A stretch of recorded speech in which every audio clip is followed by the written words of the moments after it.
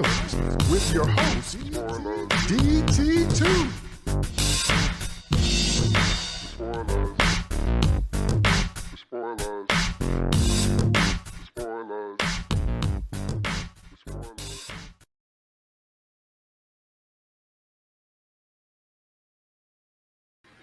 What's up, y'all? DT2 Comics Chat, welcoming you to another episode of Sloppy Spoilers. In today's episode, we're going to be concluding our review of, I won't say the Ridic series, I'll say the Ridic content, because there's a lot out there, and we're definitely going to hit on everything beyond the movies. So really excited. We're going to be talking about Ridic Blindsided. We're going to be talking about the Chronicles of Ridic Dark Fury. We're going to be talking about Chronicles of Ridic Escape from Butcher Bay, and we're going to be talking about Chronicles of Ridic Assault on Dark Athena. So a lot to cover there. Can't wait to jump into it. So let me welcome my co-host to the show. Welcome to David Nemesis Howard. Hey, what's up, everybody? I have indeed escaped from Butcher Bay. I have occasional Dark Fury, so I'm ready to talk here today. Let's give a big welcome to Steve Shadewing Sellers. Dr. Steve. Well, it's really nice to finally get out of the slam and really get into like some of the better Ridic stuff, which some of the stuff really is. So let's give a welcome to Jeff Smiley Face, Watchman, comedian, Dr. Fate Bracy. Oh man, I've got more names than Ridic's has been to slams. This is fantastic. I'll take them all. Let's get into this. All right. So for our audience, I strongly encourage you to watch our previous pods/videos where we talked about the Ridic movies. This is one series where it's funny because I'm starting off with general impressions. It's funny that they did so much right and they created such an expansive world. And Ridic is such a compelling character until we literally can't get enough of this, what I call extra content. And that is really one of my few, I guess, complaints or pushbacks of the stuff we're talking about this week. And that is that we need to do maybe a new kind of marketing scheme. Now, The Matrix did it. The Matrix did it where the story continued in the video game. That was good, except the video game wasn't always that hot. The Matrix also did it where the story continued in the Animatrix. So when you watch Matrix Reloaded, they reference all the, I guess, the outside content, or I'll call it non-movie content, because it's just as much a part of the story as the feature films.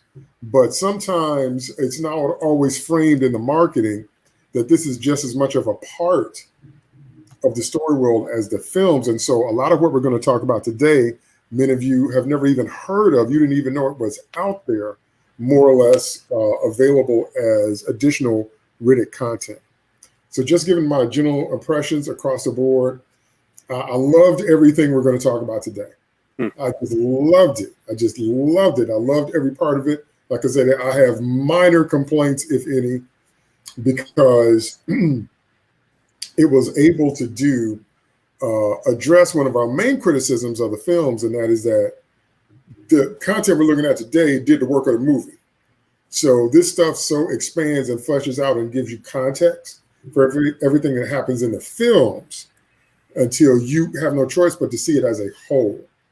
So it's not the Ridic film series, it's actually what we call the Ridic content, because you really need to consume all of it to get the full experience. And on top of everything I've just said, it's so good that we still want more. You know how sometimes you come to the end of a series and we're all like, woo, ain't got to watch that no more. Like, woo, don't make no more of that. We ain't, like that. That's not the case here at all. At all. And so once again, I'm just highly satisfied, highly happy, highly challenged. I just love this stuff. So I can't wait to get into the details. But it is my strong recommendation that you experience as much of this Ridic content as possible. Helps you understand the character of Ridic, the characters, the story world, the story worlds. And it's just kind of like what you wanted And that's one of the reasons it stands out. It's such a sweet set of content materials, because very rarely do we consistently get the stuff that we wanted. So we got 2 incredible movies and 1 movie that we find kind of iffy. Some loved it, some didn't like it. A lot of things the third movie should have done. That's what we talked about last time. But with the content we're talking about today, it did what it was supposed to do, to the point where I was always sad when it was over. That's how good it is in my eyes. So I'm going to throw it out to my co-host, and I definitely would like to hear your first impressions on the Ridic animated content and then the Ridic video game content. Brace, I'm actually going to save you for last because I know you got the deep details. So let's start with Dr. Steve. Yeah, all of this stuff is just really amazing. Some of it I hadn't really watched until relatively recently. Other stuff I had at least seen playthroughs, like Butcher Bay. But yeah, all of it is really, really good, and all of it feels like Ridic. All the stuff, DT, that you were complaining about last week, where they were saying that, Ridic, this is not the Ridic we wanted to see. We wanted to see the Ridic that was awesome, the legend that he became. Mm-hmm. All of these movies and all these games, they did that. All of them, they did that. The only exception is Blindsided, which I think is basically covered in the director's cut of Ridic, the Ridic 3. Everything else is basically old school Ridic, the way that we liked him in the first 2 movies. Yes. And I just love to see that. There is a certain formula, I think, to the video games where, Ridic gets caught, he has to escape. He fails to escape, and then he's caught and sent to a different place, which he has to escape from. But it's fun watching him do that, and a lot of it is really well written. The lines are very, very good. Ridic feels like Ridic the entire time. Johns shows up occasionally, and he feels like the Johns that we've seen, and even hints at stuff that we saw in Ridic 3. The idea that I know though that Jeff had talked about. That he had been a good man once. That line has been referenced. I think there was a line about, if my dad had seen me, he would have beat my ass. And knowing the Papa Johns that we see from Ridic 3, yes, he would have. So all of these kinds of things, they fit together very, very well. Dark Fury made me hungry for a Ridic animated series, if I'm absolutely honest, because I want to see more of that. So all of this stuff, rather than saying, okay, all of this is the end, I'm glad I'm through that, now it's time to move on. Instead, I feel like I want to know more about Ridic. I want to know more about his universe. I want to know more about these side characters, because all of them have stories of their own that are really fascinating. And, there's just so much that we need to see, and that's why we need to see Ridic 4 as soon as possible, and not like Fast 11 or whatever it is that he's doing. Now, the reason what Steve said is so significant is because it rarely happens that way. One of my favorite examples is Neo. Neo is a concept. We don't really learn that much more about Thomas Anderson after we meet him. And the architect tells us that it's the Thomas Anderson version of Neo that's making the difference. But we never get any more about that guy, except one line from Niobe. I don't believe in the one. I believe in him. Okay, the Ridic stuff pays off that type of line. Why do we fear this guy? Why do we believe in him? Why do we root for him? Why is he so much fun to watch? That's his stuff. Go ahead, Nemesis. Yeah, I don't want to turn this into a review of animation styles and video games, so I'm going to try and stay away from that. That said, I have legitimate critiques of all of those from an artistic standpoint, but the story on all of them are so good that it doesn't matter. So, as an example, Dark Fury. Dark Fury is in that weird Eon Flux type animation that was so popular at Adult Swim and MTV at the time. You watch it and you're like all of a sudden remembering days when MTV used to play music videos, and you're watching this. And it's hyper stylized and everything, but you don't care because there's a scene where Ridic comes out of this foam and just like kills 10 mercs in like 5 seconds, and you're just like, holy crap, so you're watching that. I'm not going to talk too much about the stuff that was included in the Ridic extended edition. We'll get to that. The 2 video games are the same way. The video games were on the back of other stealth games that have been popular, like Thief and stuff like that. The gameplay wasn't super original, but it didn't matter because the content was that good. And the character that you were following was that good. So the problem with like Thief, which was a big stealth game back in the day, was that the character of the thief was pretty innocuous. It didn't matter. It was all about stealth gameplay. Here you were playing Ridic, and the story and everything about him was just amazing. And especially Escape from Butcher Bay. You could have made 5 of movies like that, and I would have given you money on every single one. It is everything I like. It's it's the Prison Break, it's Shawshank Redemption, it's Ridic, it's John Wick. It's all rolled into one thing, and then you add in a complete scumbag like John's on top of it. So it's just absolutely wonderful. It's like put it in my veins. And unfortunately, because these games, I think you see the good and the bad here, which is the team had a lot of creative freedom to do what they wanted with this because it was a licensed property, but they were getting input. And whether from David Toohey and from others who are behind Ridic, and I don't know that they really cared how much money they made as long as they made their money back. I think this was a way for the people who are creating these games to cut their teeth and move on to other things. If I remember correctly, these studios moved on to bigger games later on. This was like their proving grounds. But unfortunately, I think these Ridic games went away because the stealth genre went away. And I think that it's time that we need a new Ridic game on current gen stuff. And I think it'd be incredibly popular. And what we're all grateful for, before I throw it to Jeff, is that they didn't scrimp on the voiceover budget, on the voice actor budget, because the authenticity comes from hearing Vin Diesel and Keith David. But that's what makes this stuff in universe. But from what I understand, and I can't verify this, but I've heard this so many times over the years, that most of the people that lent their voice to these video games did it for scale because they loved the IP and they loved the project. Mm-hmm. You can't beat that. Yeah. That's what makes it inclusive. As soon as we hear, because to me, it's like when I hear anybody doing Batman that's not Conroy, it pushes me back just a little bit. I have to adjust.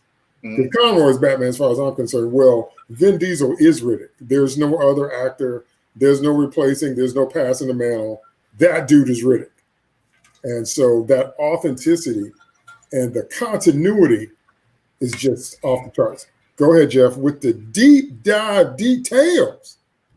Yeah, I gotta agree with Nemesis. It's got to be done for scale because you've got talents in there like Ron Perlman, and that's a big Hollywood actor, and especially back then when this was made, he's in the middle of doing Hellboy and all kinds of things. He's super hot at the time. I would argue that the stealth genre has come back thanks to Batman Arkham Asylum series. So maybe we'll get more of this in the future. But what I would definitely like to see is because Vin Diesel has proven himself even before this as a credible voice actor with the Iron Giant, he can do Ridic forever. Just keep it animated. Just keep it computer animated. It doesn't matter how old Vin gets as long as he's got that deep voice of his and can pull off that character. That's all we need. Going back to Steve's point, what I really like about this is there's this completion to the universe now. This really feels like the Pitch Black universe. These projects have filled in and have given us so much more on top of that. And I know we haven't really discussed it that much, but I'd also admonish anybody who is going to dig into this content, go on YouTube, find the I forget what it's called, like Intro to Pitch Black or something that was done by the Sci-Fi Channel, a little 30-minute kind of mini movie they did before the movie, in a similar vein to the Blair Witch Project thing that the Sci-Fi Channel put out before that movie came out. It was a really neat idea of the time, that putting out these little kind of like mini documentaries before you released an unheard of property. And it built up a lot of cool hype for it. Because one of the things I liked about that, and that I continue to see here and in the video games, is the expanse of the world in ways that we haven't seen in the main films. They show off cyber technology in this little intro to Pitch Black in the sci-fi movie. In these video games, we get mech suits. And a great thing about this stuff, because it's animated, whether it's the Peter Chung stuff or the video games, is a big part of the Ridic mythos are fantastic creatures. And we get some really cool new creatures. And I love the fact that they continue to develop really exciting and really interesting monsters to watch. And, like the one on the Peter Chung ship. For those of you who don't know, Peter Chung is the guy who did all of the Aeon Flux, and he was his studio was head of the animation on the Dark Fury, and he gives us some creatures that are so wild, so exaggerated, so different. I don't know if we could have seen them in a Pitch Black movie, but they fit perfectly within Peter Chung's art style. And with Ridic, he still makes them work. It was just glorious and beautiful. Like, we'll get into this, I'm sure. What I like to call the killer jellyfish, just really crazy creatures in there. And the escape from Butcher Bay, there's this really nifty creature that has like a smaller creature in its back, a la, for all you old school X-Men fans, War Star, who are two beings, like a big hulking dude and a little dude who'd jump off his back for the extra attack. And like, I don't know if he's an X-Men fan, but I kind of geeked out over that because I like the evolution. I don't know. I got the impression it was almost like a kangaroo where you had the thing in a pouch. Okay. I could see that working biologically. Yeah. And yeah, I love it just shows the labor of love and the passion, the detail that they put into these projects. And here's an interesting note I found out about Fast and the Furious as well. When I was digging into things a little bit today, I found out the whole reason Vin did a cameo in Fast and Furious Tokyo Drift was to allow him to secure the rights for Pitch Black so that they could do Ridic, the third movie. So Fast and the Furious might be the way that we finally get the payoff of having the continuation of the Ridic series. I hope that he and Toei have been banking on whatever successes so they can finish this magnum opus that they've created together. I can't let that mention of that creature go by without giving an homage to that leader from Mars on 90s Total Recall. So whatever it is. Kuato? Yeah. Wait. Get your ass back to Mars. Yeah. That's deep. When you got a hernia, that's a whole person. Right. So what we need now, Nemesis threw out the idea of game continuation. What we need now is Ridic against the actual xenomorphs. And what we need now is Ridic against a predator or Furians against predators. Ooh. Still not an even fight, but just what would be cool to see. Do we have Ridic as a skin in Mortal Kombat? God, he should be. Oh. Yeah, see, so there's stuff that this stuff is gold, man. That would sell like that. That would pre-sale. That's fly off the shelf. Look at everybody getting twitchy. Everybody like, ooh. Ridic joins the battle. So I want to see Ridic in. Oh God, now I'm feeling my age. I want to see Ridic versus Batman in that video game series. So oh snap! Can you imagine Ridic being a boss character in an Arkham game? Oh yeah. We would just play that section. So, okay, let's get specific with Ridic Blindsided. Okay, this motion comic gaps the bridge between the Chronicles of Ridic and 2013's Ridic. And we talked about it last time, but it's in the extras for the third Ridic film, but it explains everything that happens. And it explains why it happens. You understand, Vaco has already proven that even though he pretends to be loyal, he's not really. And the best line, because either Steve or Jeff talked about it last video, where we talked about how Ridic refused to take the oath that Lord Marshals take. He made a point of that. And so that causes tension, which is a beautiful story point when you're dealing with basically an army of Borgified religious zealots, when you've been assimilated into, as the other guy said, a faith that wasn't my own, but you've done atrocities. So it's like you're in the club now. So like you can't go back to who you were after you shed all that innocent blood and blah, blah, blah.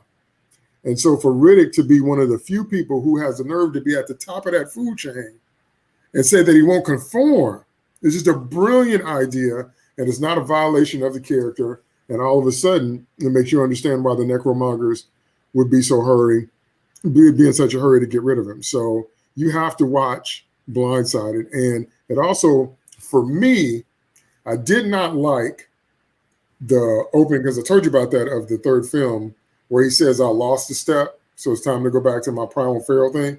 I didn't buy that at all in the film, and I bought it completely in the animated short, the motion comic.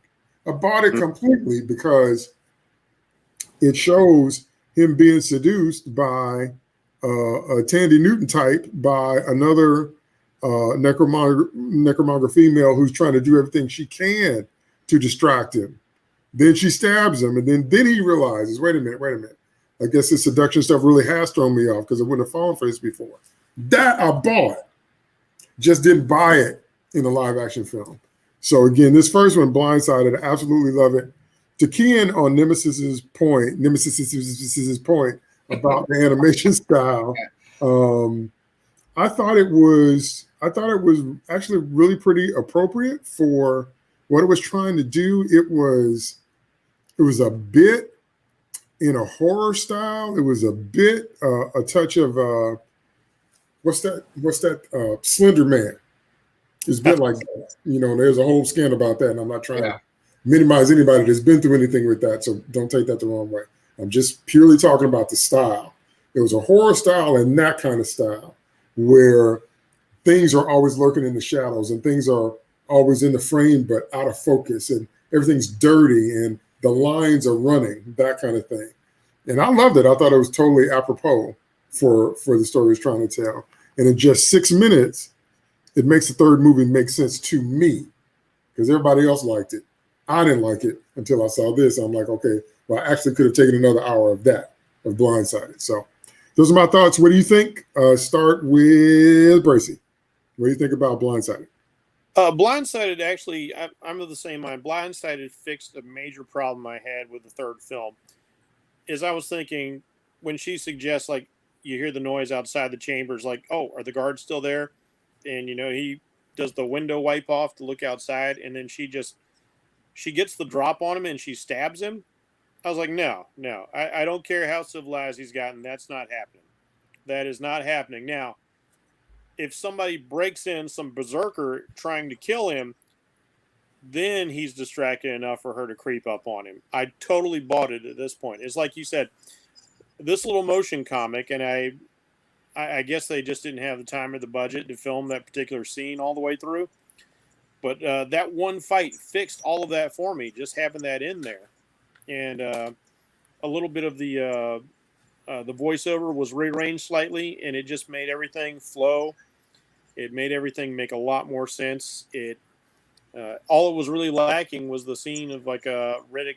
The real temptation for Ridic was being tempted by thoughts of Furia and how to get off of this throne that he's found himself chained to all of a sudden.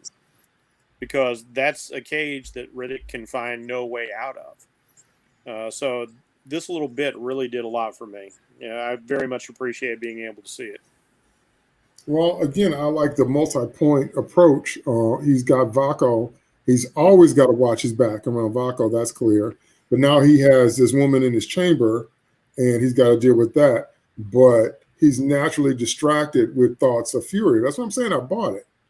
I wouldn't have bought it any other way but then to see, because it's like that when you sit on that kind of throne of power. It's why the president ages so badly. It's why the president ages so much in 4 years.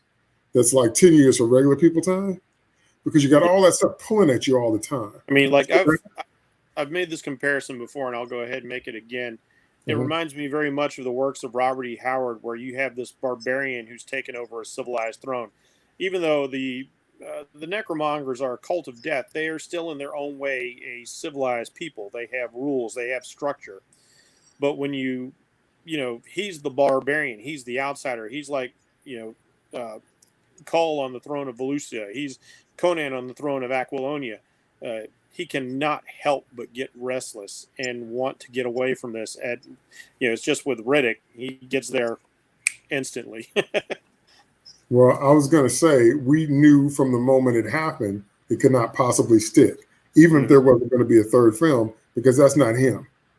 He's not built for the weight of a nation of people on his shoulders. He would not want to be bothered with that, just like Logan isn't. Yeah. Go ahead, Nemesis. Thoughts on Blindside? Yeah, I think I understand even more so a lot of the disconnect we had on the third film, because I never saw the movie in the theaters. The only version I've ever seen is the extended version with this stuff in it. So, that's why it made a lot more sense to me. I totally buy everything you're saying about it crystallizing where this character's head is and why his head isn't in the game. Okay, yeah. Maybe he hasn't lost a step, but his head isn't in the game. Maybe that's the best way to put it. Yes. So it definitely crystallizes that for me. I'm just gonna, and that is pretty much all I can say about it, because I talked a lot about this in our last pod about these scenes.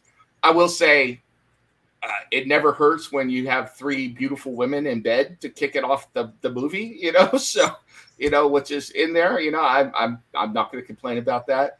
The other thing I will say, though, is I don't know if we're going to cover it in this pod, but on the special edition DVDs, there is also a list of audio journals by Johns leading up to the Pitch Black movie. It's his hunt journals for Ridic, detailing his hunt for Ridic and his capture, and then Ridic gets away, and then he captures him again. And it's like 25 minutes long of different journal entries. I thought that this motion comic does the same thing for Ridic that those journals do for Pitch Black. So even though I love Pitch Black, when I listened to John's hunt journals of him hunting Ridic and of him getting attacked and hurt by Ridic and everything else, and him talking about Ridic, it made Pitch Black that much better a movie after I listened to them. That's what this webcomic does as well. And those additional scenes, in the extended edition of the movie. That's a perfect bit of content to bring in, because it fills in the character, and we kind of get more about Johns as we go along through all the content and see why he was who he was, basically from both sides of the coin. How I grew up and what motivated me then and was motivating me now. But yeah, it's that filling in that gap, because I think that's brilliant. Having the journals of the bounty hunter that's after our main character and hearing it from his perspective. I think that's just absolutely brilliant. And again, it just sells you the story world on a completely different level. Now, before I throw it to Steve, I want to talk about very briefly how the only other movie that does this right for me is Rocky III.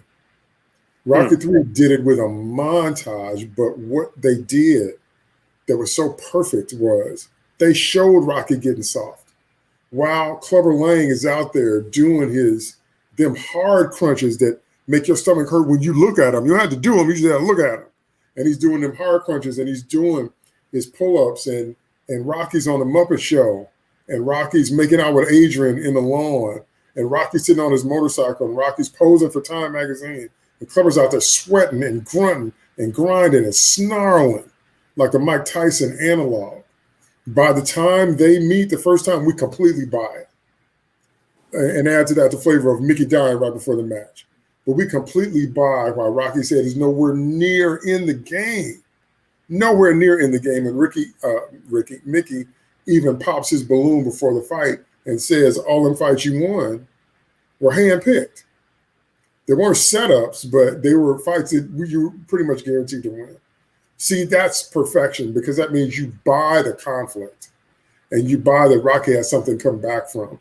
So bringing that back over to Ridic, you completely buy how this guy that is the definition of a loner has been weighted down with leading a bunch of people he had no desire, no intention to lead. And now he's got all this responsibility, plus the babes in the chamber, plus Jack is out there, plus he wants to go home. See, now it makes sense. Go ahead, Steve. Yeah, a lot of this we pretty much covered last week when we discussed the Ridic 3.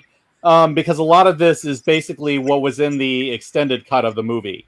When I originally saw the theatrical cut of Ridic, it felt incomplete to me. And it's because all the stuff in Blindsided was not in that version of the film. So watching it, both in the extended cut and watching it like the actual Blindsided motion comic, all of that fills gaps that are important because we need to be able to see how Ridic got to that planet the way that he did. We needed to be able to see, his character journey, how he got to the top and how he gradually lost it. So, we get all of that. I don't know. I just kind of feel like also that it's the same issue that I had, I think, with Ridic in general, Ridic 3 in general, which is all of this stuff gives you appetite for more, but you don't get enough of it. And this has always been my big problem with this. It's like you want to see Ridic do all of these things. You want to see, all the stuff with the necromongers and all of these things, but we don't quite get enough of that. But I feel like as a story in itself, in a microcosm, it works because at least it shows you the journey of how he gets to that point, and it feels plausible, which is what you don't get in the theatrical cut. So you get all of that. I think it's perfectly good, and I think that the best parts of Ridic 3 were actually the stuff that they cut out of it because it gives you all the stuff you want to see, and that was definitely in this film. And so, yeah. I dug it. I wish there was more, but it's fine for what it is. Just a quick question or a comment to throw in everybody's head, and just to kick around. I'm wondering if all of us of this generation buy this idea of the warrior being brought down by civilization more because we were exposed to the Rocky movies. We saw it happen to Apollo. We saw it happen to Rocky. It's like that success. I mean, Apollo's manager says it. It's like Apollo wasn't the same fighter once he found success and everything. Maybe, but it's kind of like a human thing. It's like once you get to a certain point, you have to fight to stay there. Yeah. Because otherwise, pride goes before a fall. Yeah. There's always that wave. They actually make that same point in John Millis' Conan film with Schwarzenegger. Mm-hmm. As Mako was talking over, who would later on be in his vizier and Conan the Destroyer, he's like going like, success can test a man's mettle more than any battle, and then like Conan just falls in his forehead. Yeah, I remember that part. Yeah, no, I mean I have to agree, Steve. It is universal, but I would venture to say that I don't know. Maybe it's just me, but those Rocky movies were just like cultural milestones for me growing up, Yeah, I agree. Yeah. I agree. Because they're a very specific type of hero's journey, rags to riches, and questioning what are the real riches, that kind of thing. And so with Ridic in particular, it's because the character by definition is so feral. That's the root of his reaction to life.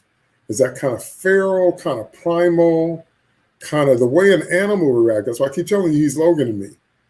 And so if you are going to catch anything like that off guard, you got to distract it. You got to razzle dazzle it. You got to put something, an overwhelming smell or a vid. You got to do something to throw it off. And that's how you get it off its game. And so that's why, see, it's organic. That's why we believe it. Okay. Everybody talked about Blindside, right? I got it. Yep. Okay. Yep. All right, good. Okay, now we're going to go over to Dark Fury. Okay. Now, Dark Fury actually comes in right after Pitch Black, and it's another one. Another one that just so greatly furthers the story world. Now, in terms of my reactions to it, I really only had one complaint. Just one. And my complaint was Ridic wasn't as big as he should have been. He wasn't drawn as big as he should have been. He looked a little too normal. And there were definitely some scenes where he looked average. And he's not average. He's definitely got a taller build and all that. And he looked a little bit like one of the dudes from Alien 3, one of Ripley's prisoner monks. He looked a little bit like that, too much for me. in Dark Fury. But that's just a minor observation / complaint, I guess. But that scene Nemesis was talking about where he comes out of the cheese pod, he literally is in a Michael Jordan pose. Go back and watch it again. He's doing an Air Jordan, except with a knife instead of a basketball. Yes, He's flying. I'm like, holy cow. And he does a cheat. He does a Superman cheat because he accelerates. You can't do that unless you can fly. But that's okay. We'll take it. Because he does that. You can't do that when you jump. You don't do that if you can fly. But once again, minor 49er. So it was great. It was great. And one of the reasons that is great is because of the details. He did something I've been waiting for him to do again, which was trick his opponent into cutting the lights off, and now it's dark. And now the purple eyeballs become the great weapon again because he can see you just fine. And once again, and so it had what I call the techno punk animation style, little bit heavy metal, a little bit if Tron Legacy was animated, a little bit of Aeon Flux. It feels like that. But that didn't bother me, like I said, except for really feeling too small sometimes. But in terms of the style fitting the story that it was telling, it was great. If you weren't annoyed by Jack, you would have been by the time this was over, and you also realized why she had to die. This is the only thing I ever watched it actually changed my mind, because I hated that Jack / Kira died at the end of Chronicles. But once I saw this, I was like, yeah, nope, you got to go. You're that kid in the middle of a zombie apocalypse screaming at the top of their lungs. Oh. I was like, yeah, okay. I get it now. So rarely do I change my mind like that. But once I saw this, I was like, you done been through all this and you still don't know what situation you're in. You still can't sit in the corner and shut your mouth. You're going to kill yourself and Imam and Ridic because you can't shut up. So, oh well. So that had to go in. And when you see how Kira responded to Ridic in Chronicles, she was just pulling after him like every 5 minutes. She would scream his name every 5 minutes, Ridic. I'm like, okay, no. So now I see, yeah, she had to go. It's a shame, but oh well. But as soon as I hear Keith David's voice come out of Imam, I'm completely in it. I'm completely in the world because his voice is unique. And his voice is, unmistakable like Conroy and Vin Diesel. I love that. Now this particular idea, the Museum of Frozen Mercs, holy cow. Haven't seen anything that powerful since Demolition Man and Minority Report. Because on Minority Report, they have the thing with the halos, whatever. That's a whole nother story right there. That whole museum she said, that's a whole nother story. I like, and the other thing I want to say before I throw it out to you guys is, this was totally a Batman situation. She was like the Riddler and Toyman combined, or like the Collector from Marvel and the Riddler. And I was like, holy cow, where is Adam West? That kind of thing. So the one thing that did a little bit of a bait and switch on me, and I want to hear if it happened to you guys too. Here's the thing. When she first introduces the idea that she basically wants to see Ridic in action and wants to see him carve out a masterpiece of death in real time before her, if you will, which reminded me of Creasy from Man on Fire. When she said she wanted to do that, I thought she meant he had to kill Imam and Jack. Was that anybody else? I thought that's what that meant. Oh. I thought she was saying, if you want to survive, you got to carve them up in front of me. See, that's a different set of stakes. That's what I thought was happening, because that was Batman Forever, where Riddler had Chase and Robin in the tubes. And he's like, we saved one. And he's like, I'm Batman. But that's what I thought the choice was. That, I'm not going to let you leave unless you kill them. So then it turns out that wasn't actually it. But that's what I thought it was. That's a different set of stakes if she had done that. Because I was like, that's super devious right there. That's Joker level stuff right there. I was like, wow. But again, like I said, I'm just blown away. So glad that this content is a part of the series. as soon as he said, "I'm going to stick my knife in your eye," that's the same as Michael Jordan sticking his tongue out, because the ball going in. That's going to be 2, 3, or 4 points when that tongue come out. It's points. So as soon as Riddick says, "I'm going to kill you like this," just start your stopwatch. So I just loved it. I just loved it. I was like, y'all need to do more of this right here. Yeah. But let me hear your thoughts about Dark Fury. I just think it's brilliant on a variety of levels. Start with Steve. Yeah, I came away from this thinking there needs to be a Ridic animated series in either this style or some other style, because it absolutely works exactly as you say. No, I didn't really think that was where she was going. I didn't think that Ridic would do it, and I thought that she knew that Ridic wouldn't do something like that. But I like how devious and nasty that is. Mm-hmm. So I will give you that. I will absolutely give you that. But no, I thought there was going to be more like, okay, this is going to be like a gladiatorial combat where it's like, I want you to kill this guy in the most artful way possible. This is the best guy I can find, and I want you to kill him because I want to see a magnificent death, because either way I get the death that I want. Right. Because she seems to be all about death as an art, death as an art form, with Ridic as a sculptor. I think that was a really, really great idea. And the thing is, Ridic doesn't see himself that way. He doesn't see himself as an artist or anything of any kind. He says this. Yeah. Can I interrupt for a second? Yeah, sure. On your point, I think that one of the greatest lines in this little animated short is she says, "You know what the difference between the two of us are?" And Ridic looks right at her and goes, "I'm not a psychopath." Coming from him, from Ridic, that is saying a lot, because Ridic is not exactly a normal dude. This is a guy who's accustomed to killing all kinds of people. But the thing is, why they do it. Ridic kills because, basically he's a survivor. He will kill anything between him and the life that he wants, whether it's freedom or, whether it's, just being able to live through the next day. He kills as a matter of pragmatism. She kills because she likes it. She enjoys watching people die. And that's just absolutely disgusting, but it shows the difference between the two.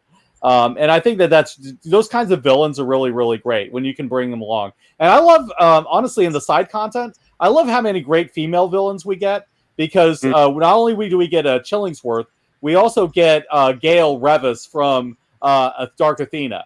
And both of them are really interesting villains. So, all of the antagonists that they bring on for these shorts, completely fit in with basically the entire universe that we've seen so far. And they provide variety and contrast, and they all have their own different points of view, which I really, really like. It's not forced. It's not forced. No, it's natural, completely natural. It's organic, yes. Yeah. So, and I will say also, I love Keith David. I love Keith David for so many reasons. But I always think of him as Admiral Anderson from Mass Effect. So every time I hear him, I'm always thinking of that. But he's such a good actor that you can definitely tell that he's the imam and not playing Anderson or somebody else. He has that the way that he does the accent is very distinctive, but he also has that charisma and the way that he projects his voice. And so you always get to hear that. And just like here, like in Pitch Black, he's again the moral arbiter of this thing, of the story. He's the one holding Ridic back from doing the really awful stuff. And I love the whole contrast, as always, that he has like Mal and Shepard book have, and that's always in there. Jack, she was so much a damsel in distress in this story, unfortunately. And it's just like you want to see the person that she becomes in Chronicles of Ridic, and she's just not. She's constantly sort of yelling Ridic and all of these sorts of things, and it's not really until the end that we start to see where she starts to become Kira. But unfortunately, it's just too little, too late. But yeah, I think the only issue is with the animation. It is very stylized. It does kind of show Ridic as being a little leaner than he should be. The video games don't do that. You can definitely see he looks like how Vin Diesel should look. But I mean, it works for the movie, I guess. But it's not the way I like to see him. And yeah, I had a kind of an issue with that. But overall, with the story, the way that it sets up Chronicles of Ridic, the way it sets up Tombs, Toombs is as much of an idiot in this movie, but you get to see how he gets on Riddic's trail, and all of that. That's set up well. How Ridic gets rid of him initially, that's all set up very well. And so, my sort of feeling is I wish this had been a longer movie because it's also enjoyable and you love seeing these characters. And on top of that, the animation and all of this takes advantage of stuff that you can't do in a big budget movie. You can't have a big ship like you have in this movie. You can't have all these monsters and these creatures done to the same extent that they are done in this movie. But the animation, because of all of that, takes advantage of this, and so you get to see a side of the Ridic verse that you can't in live action, just because you have all of that, and all of it just comes together so well. I love this whole short. Okay, 3 quick things before I throw it to Nemesis. Thing number 1, you took the words out of my mouth about Shepherd Book, but to throw on my writer's hat, to talk to all the writers. Basically, what they said was, you sure know a lot about killing in these monsters for a holy man. With one line, you just exploded your character. Now they are 10 times more interesting, the same way Book was. That's brilliant writing, where you're not using fancy words and you're using common language, but it only takes a sentence, and all of a sudden, the camera zooms over to Imam, and he's got the little Spock brow, and you're like, oh my goodness. You hide some secrets there, dog, ain't you? Go ahead, Nemesis, you want to jump in? I was going to say, not only that, but then later on, Imam shows he's got some skills. Yes. He's got some skills. So it's like, you had that line, and then you show later. You don't tell us, you just show us. And what was he before Pitch Black? That's what I want to know. Okay, see, now my theory was always that Book was an operative. That's how we knew. I think so too. Yeah. So now there's definitely references in there that he was some sort of soldier beforehand. Yeah. So now that's what I'm thinking. The same deal is with Imam. He was some type of soldier, some type of merc. He's got some kind of training, because you can't just turn it off, and it's very, very obvious. But those kinds of touches makes your story world expand organically to the point where we want to see more, because now we want a prequel on Imam. We want a pre-Pitch Black prequel, and that's not easy to pull off with a supporting character, and they did. Thing number 1. Thing number 2, it's exactly what I said before. If you think about it, I forgot the lady's name. She's Joker from Batman '89. Where death is an art. Remember, that's what Joker was about. The mask, the acid, the carving up Alicia's face. I make art till somebody dies. That was her, wicked and devious, and I totally bought it. 2, and number 3, this one is somewhat tangential, but I think relevant. Remember how Ridic says in Chronicles, I had heat on my tail, I had mercs on my tail, I'll always have mercs on my tail? That's in Dark Fury, the story they gave Ridic is supposed to be 7 of 9 story. 7 of 9 is not supposed to be a ranger flying around, pew, pew. 7 of 9 is supposed to be the most hunted person in the galaxy, because she has more surviving board implants in her than any drone known in history. I can't believe they established that about her and didn't understand that means you are now Ridic if you're 7. So imagine where 7 story goes if it's this story, because that's what it's supposed to be. Can you imagine the people that will be trying to hunt you down, trying to clone you, trying to dissect you, trying to sell you, trying to worship you? You see how all of a sudden 7 and 9 becomes this whole next level thing? Well, that's what happened right here with Ridic, because Ridic is like Hulk in that way. Why don't they leave Hulk alone? Why don't they leave Ridic alone? They're going to never leave you alone. But he gets that. And so I was just blown away when I juxtaposed Star Trek Picard against a 34-minute animated short. I'm like, well, y'all get it. And, you know, because you get the sense, it's the same sense you get in Logan's life, that even when I want to lay low, even when I want to retire to the planet and mind my own business, even when I want a strawberry banana smoothie, y'all won't leave me alone. Okay? And that is supposed to be 7 story. Not pew pew, ooh, look, I'm the Galactic Ranger. Anyway, Nemesis, go ahead. Well, now you make me want to watch a Mercs movie in Star Trek, so which I will never get. But all right, some bullet points about Dark Fury. Number one with Jack, is the one real misstep in this, because even though Jack was borderline, had some annoying traits in Pitch Black, they took those and amplified them up to 11 in this movie, to the point where she couldn't even run normally. She was doing this half haltingly clumsy run with her arms by her side. I'm like, what is going on here? It's like they made her into a doofus, anchor around Riddic's neck, so it's just like, it was not good.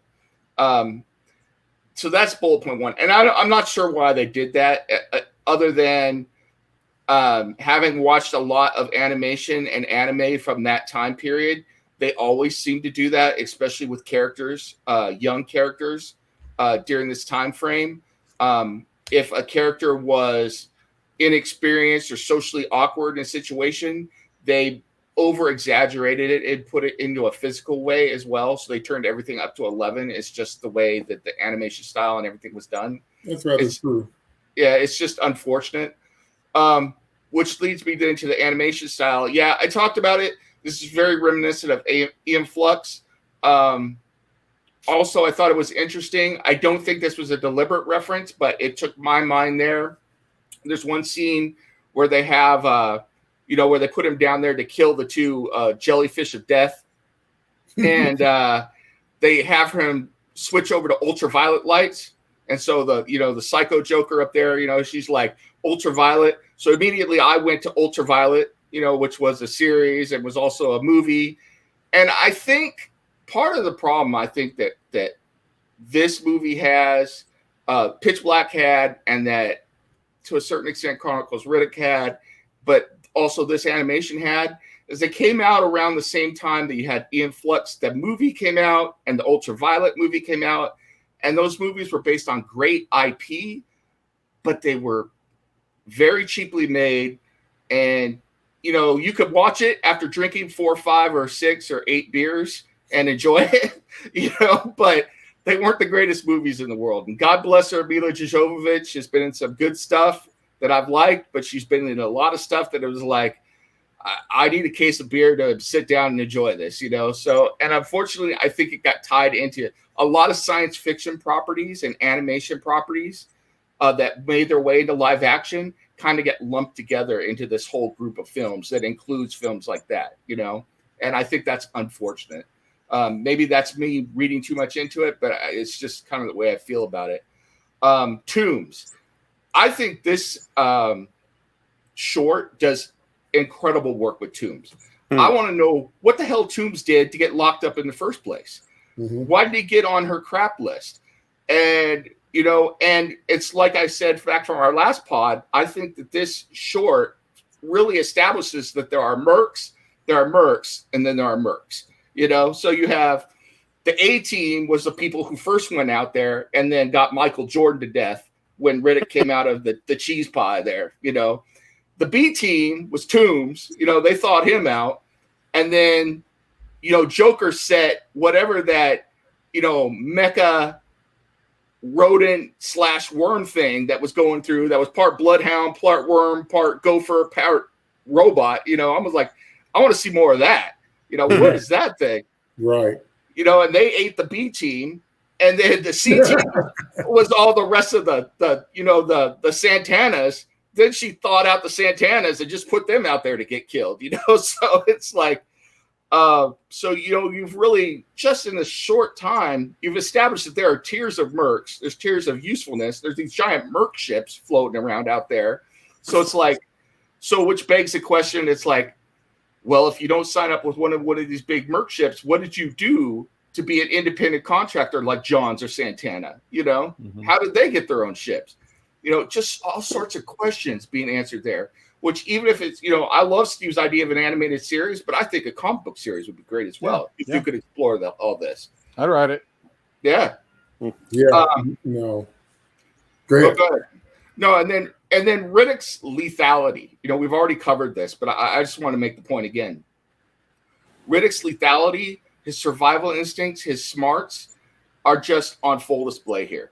Everything about him is about problem solving, lethal when he solves problems, and his ability to be a lateral thinker. The way he takes out the mecha gopher, whatever we want to call it, that was pretty cool. And then the fact that Imam shows skills, but he and Ridic are on the same page, so that Imam is able to get Jack away when they get up there, and then the final fight where he tricks the guy into cutting off the power, and then he's a dead man at that point. Just absolutely incredible. So yeah, I loved everything about it. I'd say the only thing that was a miss out of this short was the treatment of Jack. But and I could live with it.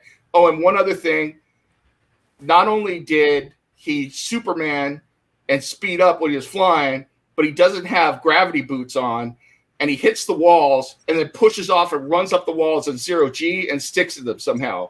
But Super Furion powers. But ask me if I care. Oh, and Do not care. And there is one last thing. One of the coolest things I noticed for the first time watching it again today was that one of the people that the crazy lady has on display, the plaque, I'd never paused it to actually read the plaque, but the plaque says Killer of Man, Furion. Yep. So one of the people on there. So it's like, yes. Was that one of his people? Yeah. Yeah. Yes. Maybe it's the high priestess that he keeps having visions of. Well, it was a half naked dude, but yeah, it was the dude that he was like poking around and everything. But yeah, but the plaque underneath him says Killer of Man, and then it says Furion underneath it. Wow. So I thought that was interesting. So there are still a few Furions floating around we've seen with the Purifier and this guy who's on ice. So that's kind of cool. Yeah. But once again, it's those little details, and the details are organic because, again, it keeps you in the world, and it keeps you wondering about character motivations and what they're thinking and what that means to them personally. And when you do stuff like that as a writer, that is what gives you stakes. Gives you stakes because Ridic legitimately can have beef, racial beef, legitimate, because of the way people treat his people. Now, whether or not they deserve to be treated that way is a different conversation. But how people react to Furions in this story world seems to be uniform, and none of it's good like ever. Bracy, strange request. Okay. Let me see that shirt. Put the camera a little bit. Let me see that shirt. Okay, I have that exact shirt. I knew it. That shirt is so tight. Okay. Tangential. Okay, go ahead. Let me hear your thoughts. Part of my 4th of July get up. I love that shirt. I love that shirt. I also have one that's like all black with the flag is deep. Anyway, thoughts on Dark Hero. Let's start with Jack. Let's get the worst part out of the way. The problem I have with Jack here is the same problem I have with Jack in Pitch Black. Once the mask comes off, once Jack becomes, in the credits they list her as Jackie. Once Jack becomes Jackie in Pitch Black, she becomes a liability.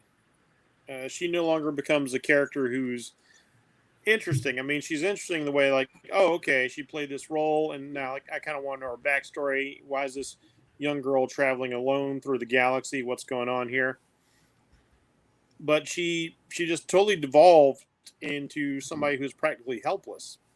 It's like once she got rid of the persona of being the tough kid, she was constantly scared. She allowed herself to just be afraid and, just to literally become the damsel in distress. And unfortunately, even in the presence of Ridic here, that continues. So I see this continuing on from the movie.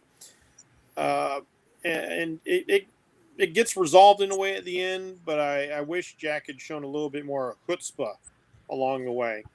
I didn't like her being, quite such a drag on everybody else. Because obviously Jack has potential. We see what she becomes as Kira.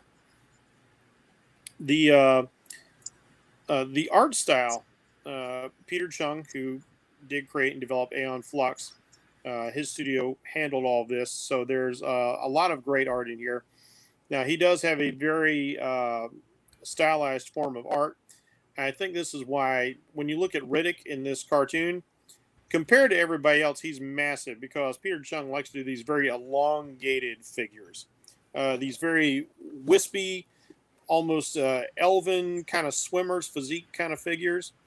And so while he doesn't have the bodybuilder physique, he's still kind of the biggest guy in there. Now, I do have one problem with the animation.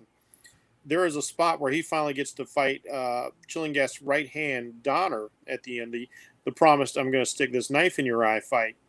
Mhm. And I can't help but wonder if that's just the fact that Ridic always keeps his promise, like your head's going to be in the box, or if that's some of Ridic's fury and prescience that comes into play. Because, again, in the sci-fi thing that premiered before the movie, he seems to have some sort of low-grade paranormal ability to predict. Yes. And then in that scene, the art style rapidly changes. The character models are all off, and it goes from looking like Dark Fury to going 100% Aeon Flux. I mean, the bodies are like crazy angular, crazy stretched out, and it was unfortunately a real moment of like, WTF? Like, you took me out of it because you switched gears all of a sudden in the art style. I thought it was just me because No, doesn't no, it seem like Riddick's shoulders get broader and yeah, stuff there's like like that? when he first walks up and he's doing like the kind of the gypsy danger thing. He's got gorilla arms, you know. All of a sudden he's got gorilla arms. Then when they start fighting, they're bending at these impossible angles and everything, and that's Aeon Flux style to a T. So I don't know if Peter had to come in and animate himself, if they were falling behind, if there was a deal with the budget or whatever. I wasn't able to find out anything about that. But there's a clear shift in the art style, and it's unfortunately off-putting. You can't help but notice it. It doesn't take away from the story so much, but it causes a little bit of cognitive dissonance when you're first watching the film. It's still great to see Ridic be Ridic, though, no matter what the form it takes. I'm glad I saw Chronicles of Ridic before I saw this, because I don't think I would have bought this had I not seen Chronicles first. Mhm. Because this film, it doesn't just expand the world, but it really ups the ante. It's kind of like going from watching Star Wars to watching the prequels, when all of a sudden the technology in the prequels is so much better than anything Star Wars has. It's just head and shoulders above everything because, you know, movie making technology has advanced, and you kind of have to explain, well, okay, the Empire has depressed the world's technology and kind of ground people down, and we don't have this really cool stuff that we used to. So when I see all these popsicle perps and mercs, I was like, I don't know if I buy that. I don't know if I buy giant ships full of mercenaries. But because I've seen this other movie and I've seen this expanded world, if I'd seen these chronologically, it wouldn't have worked for me. But now that I've seen this wider universe with Chronicles, I can buy into this, and I can start thinking about like, oh, you know, that's actually a pretty clever way of using that whole cryosleep suspended animation technology. Is you just basically freeze somebody in place and turn them into your own little twisted sculpture garden. What a twisted and fun idea! And I gotta tell you, DT, I love that idea so much because Chillingast is a Joker type villain.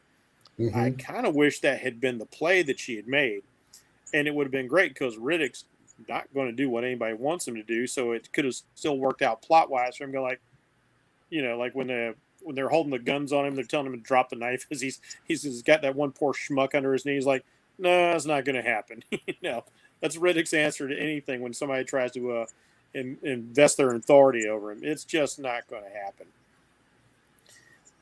The art style is fun, kinetic, frenetic. Let's get to the cheese ball because everybody talked about the cheese ball. I love Zero G in sci-fi movies, and better, I love Zero G done right. And I wish this had been one of the places it had been done. The art style is beautiful and fluid. I love that whole scene where he's like just dragging people into the foam and killing them. You just see the blood welling up, and you're like, oh, that's another one down, and then he pops out and Michael Jordan's all over the place. But the fact that he accelerates, the fact that he wall runs, you know, I'm waiting for that equal and opposite reaction that you get in Zero G, and using that to his advantage. They did it a little bit in the movie Ender's Game, but it's done so much more better in the book if you read it. How they use the 0G to their advantage, like I bounce off this guy, he goes colliding into this guy. Meanwhile, I'm flying over here to this guy. It would have been great to see something like that. I've seen it done every now and again in a movie where people do 0G right. The fact that if you can't hit somebody effectively because you're in 0G, like you would have to a little trick they put in the manga Battle Angel Alita, which shows them using Panzer Kunz, was originally formed as a martial art developed for 0G fighting, and it showed how like you can throw somebody off balance because you weigh nothing just by like twisting a finger and it flips the whole body, or you grab somebody and you punch them while you're hanging on to them because then they're going to get the whole force of that punch. It's terrific stuff, and I wish I'd seen it here, but I can forgive it because it was just so entertaining. Chilling Gas, boy, what a piece of work. And it's one of those names that's so tongue-in-cheek, but it's so apropos. It's very common book. It's very comic book, like naming somebody the Joker, and it's like it's really indicative. Or sometimes you get characters with names who really mean what their character is going to be. It's a little trope of my own when I'm designing characters. Like I have a character whose superhero name is the Palmetto Bug, a.k.a. the Roach, and his name is Horace Cakerlake, and Cakerlake is German for cockroach. It's just fun little Easter eggs I like to throw in there and add that little layer of meaning. And when you meet somebody whose name is Chilling, because she's got all these frozen people, and Gassed, as in ghastly, that's a bad guy. There's no doubt that is a bad guy. And it's funny because when I first saw the movies Pitch Black, I think of the name Richard B. Ridic.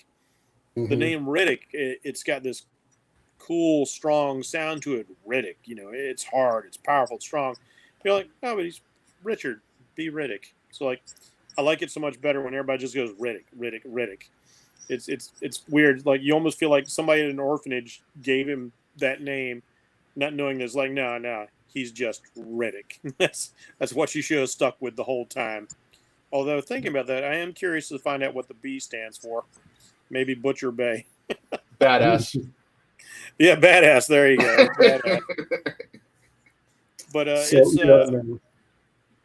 you have something? Yeah, it's because of the way they handle things, and because I've seen the previous movie, this short works, and it fleshes things out and it broadens the world. And then later on, when we get into Dark Athena, it makes it easy to buy this idea of another megalithic merc ship that ends up being a pirate ship. And just learning about this whole structure, because we do get all these elements of this world now. We learn about the mercs, and the mercs. And we'll get into that with later stuff, finding out that there are cops. Again, you'll see that in the Pitch Black intro thing from Sci-Fi. But as Nemesis had said in one of our previous shows, the general idea seems to be that because the galaxy is so big, you can't have a volunteer force that's going to police all that. So you have to rely on mercs. And that just creates this whole other strata of the world that would be really cool to get into as submaterial. Now, I'm glad that because that's something I did mean to bring up, because I saw the same thing. And I'm glad that you brought it up. We so enjoy watching Ridic, just Michael Jordan all over everybody. And like I said, I saw the little speed sheet because he flew. You can't accelerate if you're jumping, unless you're falling, but you can't voluntarily accelerate without telekinesis or flight power of some kind. But Ridic was always prescient. He was always, he had spider sense. Yeah. Because particularly in Dark Fury, he could always tell when danger was behind him. He had 360-degree awareness at all times. And that's why when he was doing the melee fighting, he didn't turn around to stab some of the opponents. He just stabbed them without even looking at them. Like, how do you know that they're there and where they are and all that? And how do you know how to get because we know, you're going to do the thing with the knife with the fourth and fifth rib, but you did that without looking. You know what I think is so interesting about that is that I've never bought into the idea that Ridic is prescient, but I've always bought into the idea that Ridic can think so many moves ahead and see everything that's going on that he can predict what the most likely outcome is. And I do that because it's one of the things that I when I write about demons and stuff, I know somebody who is an exorcist for the Catholic Church. And one of the things they teach is that, whether you believe in all demons and everything or not, that's all together, that's a whole other pod or whatever. But they say that demons like to say that they're prescient, but they're not. They're just hyper intelligent, and they can see everything and take everything in and see so many moves ahead that it makes it seem like they know what the future is going to be. Oh, yeah, they're like 3D is looking at a 2D world. They've got a better view than we do. When they're just playing the odds. And so I've always seen that as being Riddick's survival instinct. He's so good at figuring out all the angles and the odds that it seems like he knows what the future is going to be, but he's just predicting what the most likely outcome is. That's completely plausible. And my digging into that comes from the Sci-Fi Primer video that they did, because it does clearly show Ridic has some sort of cognitive preternatural ability. He does this little blobby kind of Rorschach sketch, and it doesn't make sense when he has an interviewer, and then later on when he kills a bunch of guards to make his escape, they kind of overlay the layout of the bodies over this picture, and the psych is going like, and he seems to have some ability that taps into the preternatural. Now, this could have all been retconned, because they do retcon a number of things that were set up in that. Like the whole thing about his eye shine and stuff being a surgical procedure. He's such a great character that either option works, though. So. No, that's true. But one thing that's visions too, so I kind of cling to that. That's my headcanon, if nothing else.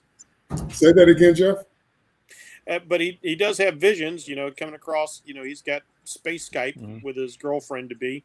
So him having actual prescience a la Dune is part of my own headcanon. Okay, well, I'll tell you what makes it work for me. What makes it work for me is if I imagine him as a Matt Murdock Daredevil type, and he's using sonar. His senses are so good. So that actually works for me because that's what Stick does. Stick is blind, but Stick has that same type of awareness in terms of the motion of the room around him, in terms of air currents, in terms of he's sensing. He's probably smelling pheromones, feeling body heat, feeling the disturbance of the air on a microscopic level. He's got it all. So so if we turn it more feral, like flies and spiders have, the spider senses just them feeling the air currents before everybody else does with the little hairs that they have. If we turn it that way, or we turn it more daredevilish, I can buy it a little bit easier, because I did notice he didn't even turn around to stab people. Yeah. And then when he's running in 0G, he's killing people behind him. I'm like, even the predators can't do that. They have to get you in the sight first, and then they fire the shoulder cannon. They can't just la, oh, you dead. But anyway, that's all right. I'll allow it because it was so much fun. We're not going to trip. Okay, let's go to Chronicles of Ridic, Escape from Butcher Bay, the PC game review. Now, I have to say, with this one, I got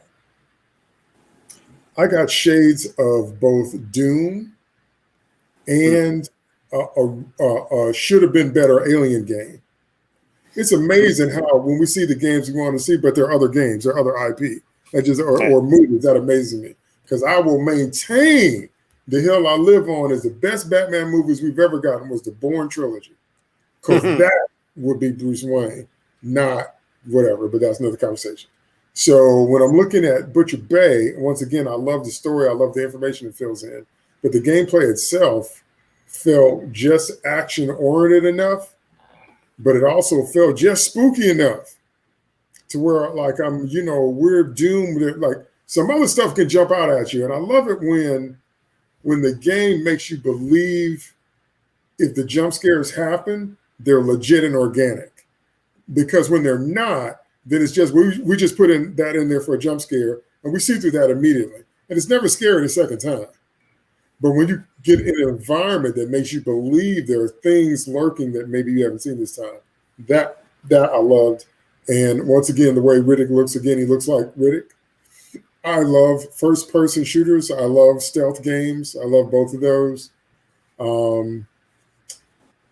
Sometimes, like if you go off on a tangent search, that's the one thing about the Batman Arkham games. You can go off on a tangent, which is cool, but you don't want to make 14 tangents for every scene. I don't know if that's just me, because then you get in the rabbit hole of tangents. So, maybe could have done a little bit better with that. But overall, once again, I give it high marks, like 98 out of 100, just little nitpicks or whatever. But the biggest draw for me is you get to step into Riddick's skin. You get to play as Ridic. You get to see things from his point of view. Again, that's why I like first-person shooters or whatever. But it's a little bit like God of War as well. You want to believe that's you out there doing that. So once you see Ridic do all the stuff he does, you're like, well, I want to feel that too. I want to sail through the air and Michael Jordan out the mushroom cheese pie.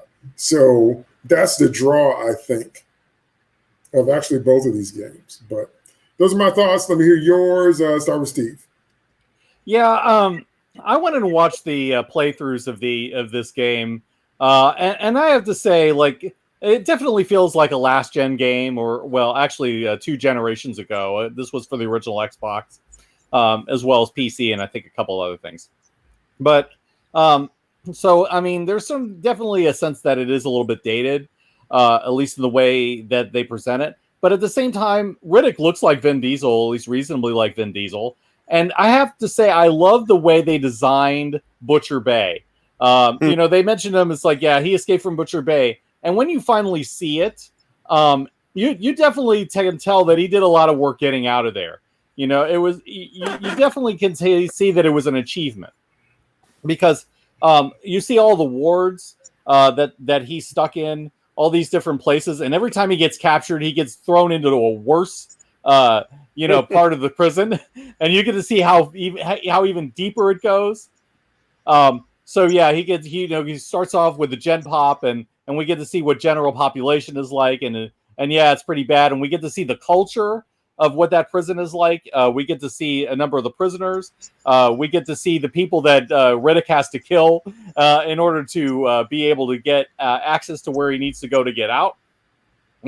All of this is really, really interesting. The people that he helps, the sense of exchanging things, the whole system of barter that you get in prison. Yes. All of these things, it feels like a real believable place. And then he gets stuck down, into that even deeper area where the guards are flat out killing people. Like, they just do not care. They're just like, okay, you even slightly out of line, I'm going to put a bullet in you. And Ridic manages to survive that, and believably, because he's just that badass. And it's just amazing that he's also smart, about when and where, he acts up and acts out. And Ridic is smart in it too, taking advantage of he's cautious, he observes, he looks at where everything is.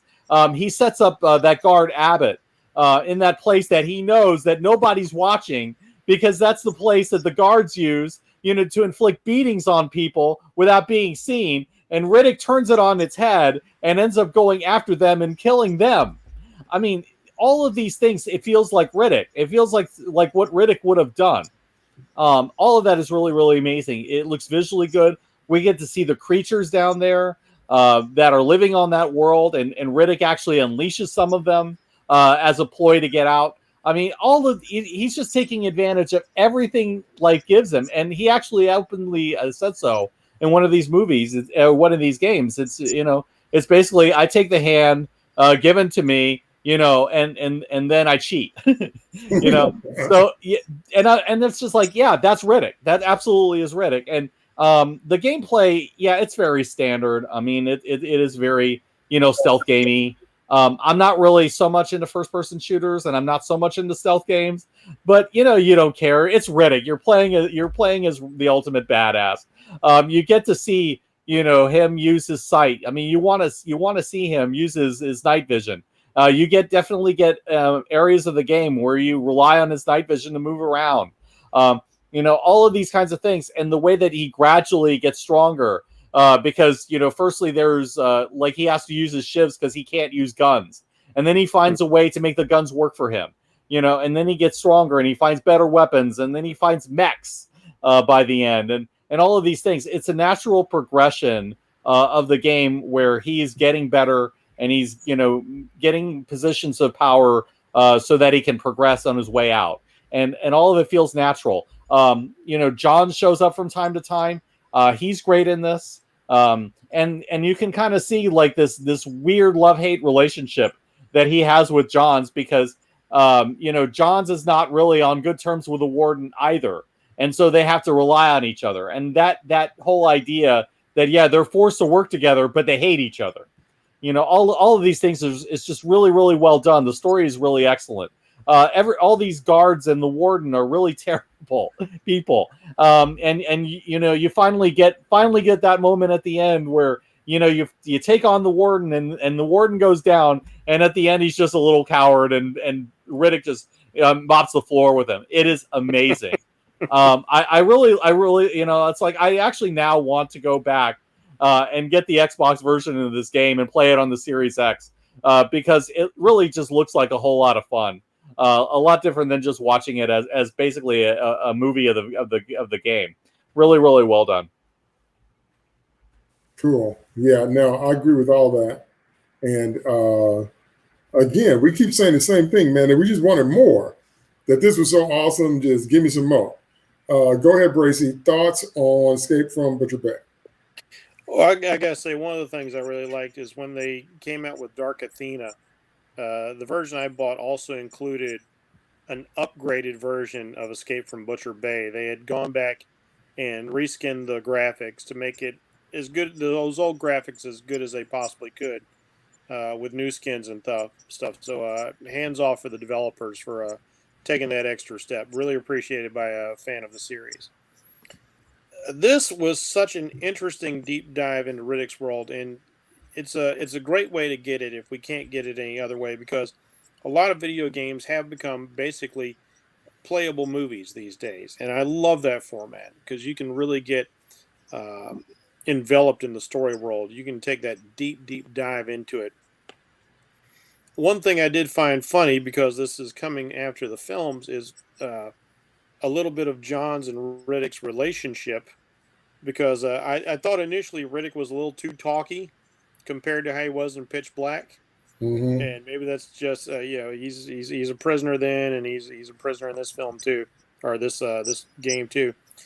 But it's also a video game, and you got Vin Diesel sitting there in the booth recording, so you're going to want him to speak as much as you can. So I kind of let that slide, but I felt initially as a little bit talky. As the game goes on and he's actually starts interacting with the prisoners in there, he starts kind of dialing it back, keeping it real simple. But there is that tradition of Ridic, like trying to get under your skins, and it was kind of neat finding out that John's had some particular weaknesses, like he does not like hard landings from orbit, and you go back to Pitch Black, and that's as hard a landing as you can get. And so it's these little details that tie into the person's character. It's like Nemesis said, all the little extras of John's journals. Like I just soak up all these extra pieces of information. Later on in the game, we'll see the injury that turned John's into a drug addict that he's popping pain meds for, because Ridic stabs him in the back with a screwdriver, and doesn't get that kill spot, but he does nick his spinal cord. That becomes a lifelong problem for him afterwards. So I love how they keep referring back to the movies the whole while and giving us something new at the same time. Like Steve said, the world is gorgeous. It's well thought out. It's well developed. Toei's got to have, as a producer, he's got to have either really good people with him or a really good kind of universe Bible, because this all feels like the same world. How many times have we picked up a video game and it just feels like a cheap knockoff of the IP that is supposed to be represented? Yes. But when we get into these two games, I believe this is the Riddic-verse. I believe that this exists in the Pitch Black universe 100%. both these games. It's just so well thought out, so well built. The characters work so well. The technology, the scenery, everything fits in here. And the acting, we talked a little bit about that before. How God bless these actors who just love the property and they want to come in and make it affordable for the people to produce this to the highest quality. When you get like Coles Hauser to come back and play Johns, and you get Ron Perlman in there, and so many other really good actors in there. As a matter of fact, later on with they retcon the Doctor from the sci-fi special into a different Doctor who sees him, and because David Twohy had a hand in Alien 3, I see this guy and he's this like really religious-y guy, and he's stitching Ridic up, and because they made him this black guy with all these tribal markings, I was like, I think you should have gotten Charles Dutton to do this voice, because I feel like he's kind of that character, just taking a step further. He's like the shaman down there. So like I see all this connective tissue to other things Toohey's been involved with, and it's just really neat stuff, and so I appreciate it greatly. And we've got to play within the mechanics of the game as it is. So you got to have the side quest, you got to have a little bit of the first person shooter. As a game, I wish the shooting parts when you actually get guns had gone FPS, but I would have preferred the gameplay style as far as like the hand-to-hand combat. I don't really like first-person hand-to-hand combat. I say like pull out into that 3D third-person view for like the Arkham Asylum, so you can really move about in the 3D space and see the opponents a little bit better. And I think that would have made the fights more interesting than that full-on view like that. But despite any nitpicks I might have, I am so pleased this is out there. Just the level of thought that went into it, the journey that we see Ridic and Johns go through, and we get with both these games, we get some just wonderful backstory on John's love along the way, even though he's not central to the plot, and finding out that this guy becomes, in his own way, almost as wanted as Ridic, and yet Ridic is like this fix. He's got to have Ridic. Like why do you keep pursuing this guy? But he's like that idea sometimes convicts have, like, if I can just make this one score, I can retire forever. And that's sort of what Ridic has become for Johns, because he keeps getting his butt whooped. He keeps getting almost killed all these times. He chases him and catches him, and he escapes. But he's dreaming of that one score, because he knows he is really screwed up. He can't return to a proper civilized life. He can't return to his father. He can't return to the service he had been in. And he's blowing his credit with a lot of the slams, apparently. So he's got to make this score. Otherwise, he's just going to live like a pissant little life somewhere on the outer rim.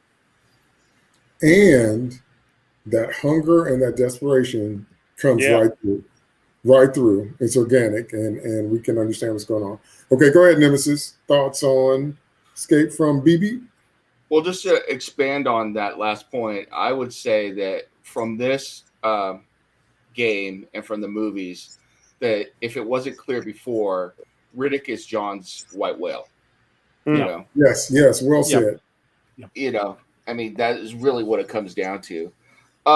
Just real quick, I think you guys hit on all the things, and I hit a little bit on it before. The thing that I love about both of these games is that it allows me to live in this world. I love those types of games. The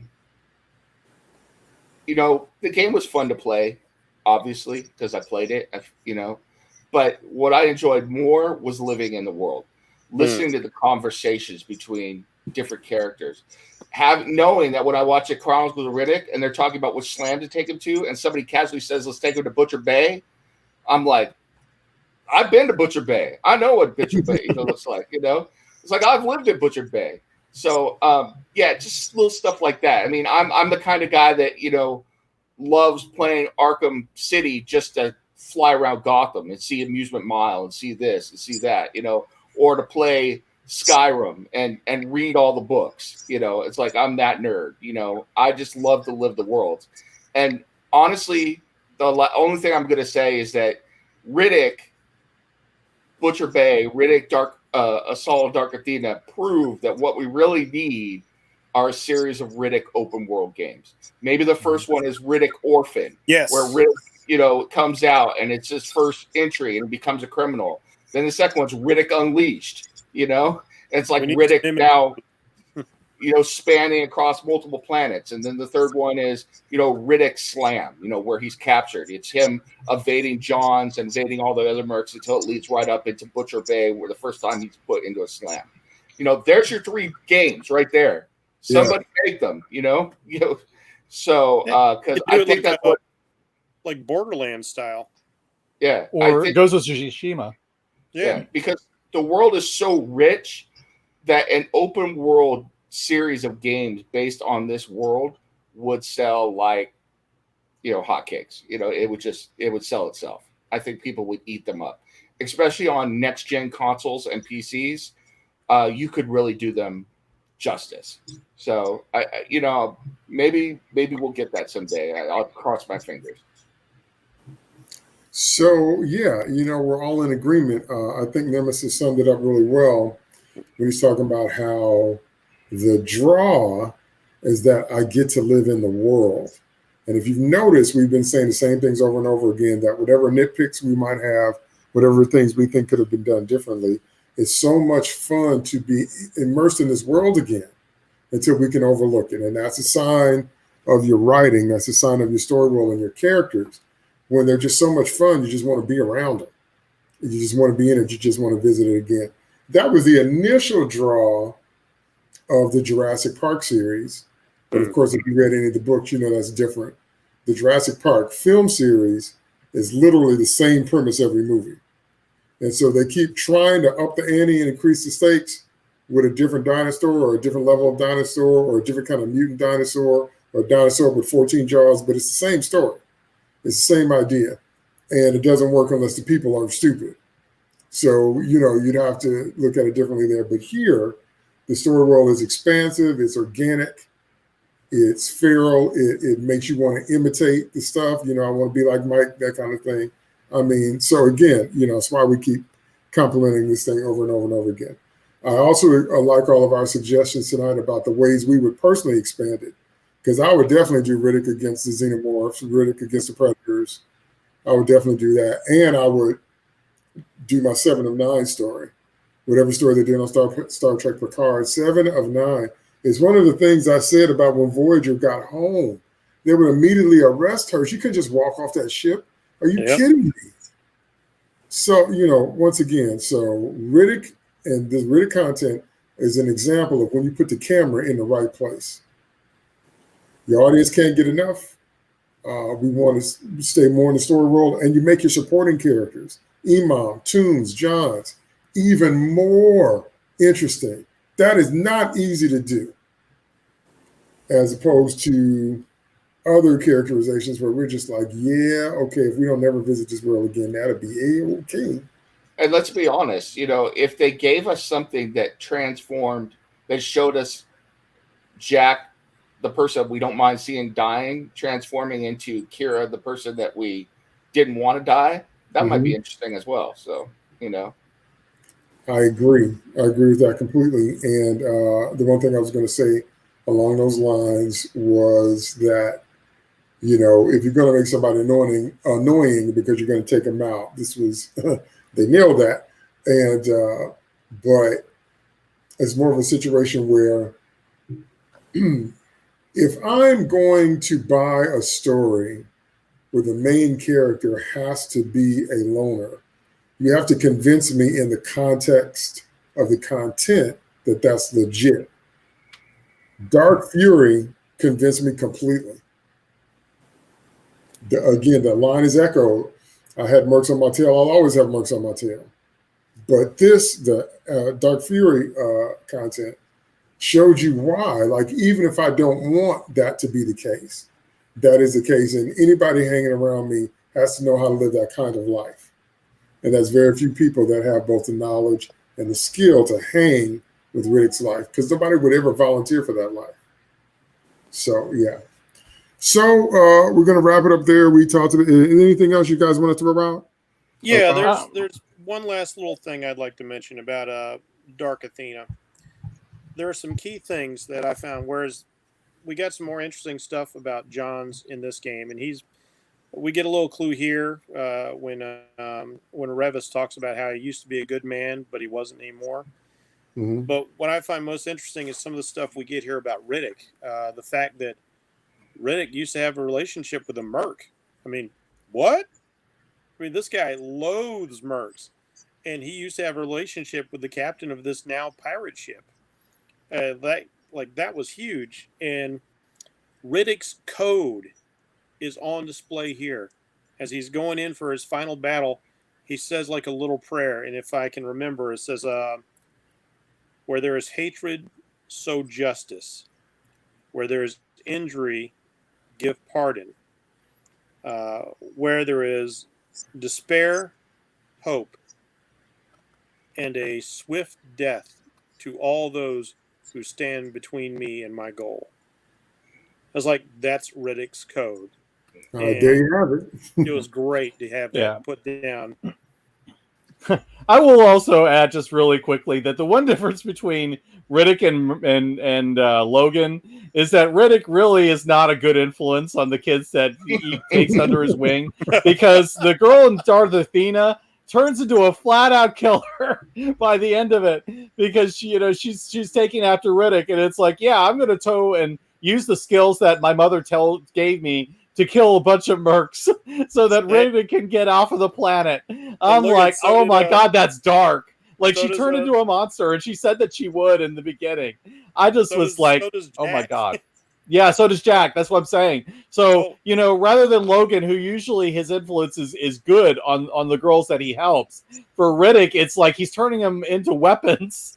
And it's just, but he doesn't mean to. That's the worst thing. He's just being Ridic, doing what he does. Ridic is the anti-hero personification of the super soldier serum, where he makes you more of what you really are. One way or the other, your true character is going to be exposed. So, well, he makes you more mercenary because he has to live that way. Whether kind of like that's who you were or not. Go ahead, Joe. They developed these drones on the Dark Athena. And I couldn't help but think they remind me a lot of the Necromonger Lensers. These dead bodies, or perhaps lobotomized, mixed with cyborg technology to turn them into something else. Yeah. And I can't help but wonder if, like, maybe some mercs have managed to snag a Necromonger or two and learn from them. Yeah, it's possible. I actually kind of like the way that they took it. It didn't feel like the Cybermen or the Borg or similar things that we've done. It felt like its own thing and its own part of this universe, and you got to credit them for being able to do that. That is not easy. Still fits. Still all fits. There is one thing that I wanted to add real quick before we end up, is that one thing I'd say everybody, interesting thought to put in everybody's mind is that sometimes I watch Ridic and everything that's going on here, and I contrast it with Firefly and think maybe there's a way that the two could cross over, or even that Ridic is the evolution of the humans in the Firefly universe thousands of years in the future.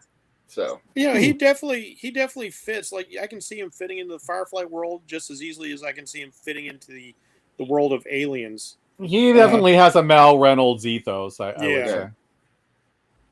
Yeah, but with that bad influence, you're going to be a mercenary by the time I'm done with you. Oh, I'm sorry, I taught you 10 ways to kill. Oops. But instead of that, no, definitely. All right, folks. Well, once again, we're talking about stuff that we love and talking about it from a fan point of view and a writer point of view, and how sometimes it's just the attention to detail. If I could sum it up, it's the attention to detail that makes all this content fantastic, from getting the original voice actors to the animation styles to setting the right mood and tone. But this is what happens when you take content creation seriously. When you have a production team that takes it seriously and loves the material, this is the kind of stuff you get.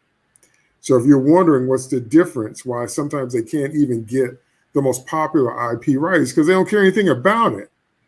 It's different when you care about something. It's different if you want to make a Superman game. We want to know what it feels like to push yourself off the earth and propel yourself through the sky under your own power. Is that the muscles in your thighs? Is that telekinesis? How do you turn? How do you bank? How do you accelerate? That's what we want to feel. We want to see it and we want to feel it. And if you can't put your audience in those shoes in a Superman game, then it's just going to push them out of it. Okay? Who gets that right is Spider-Man. If you don't know how to play a Spider-Man game, you'll be dizzy from all the way. That's how deep the angles are. That kind of visceral experience, that's what we want.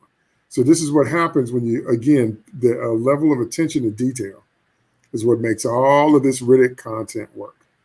All right, so I want to thank my co-host. Thank you so much, Nemesis. No problem. Love this series. Can't wait to see what we tackle next. Thank you so much, Steve. Yeah, this has been a really great exploration. I love this series. I love everything about it.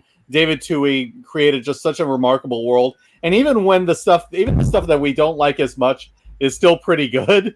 And we can still find things to like about it. And even in the side content, everything is so interesting and compelling. And this is what you want to do when you're building a world. Exactly right. Well said. Thank you so much, Bracy. All I can say to sum up is I want more. Twohy, Diesel, get on it.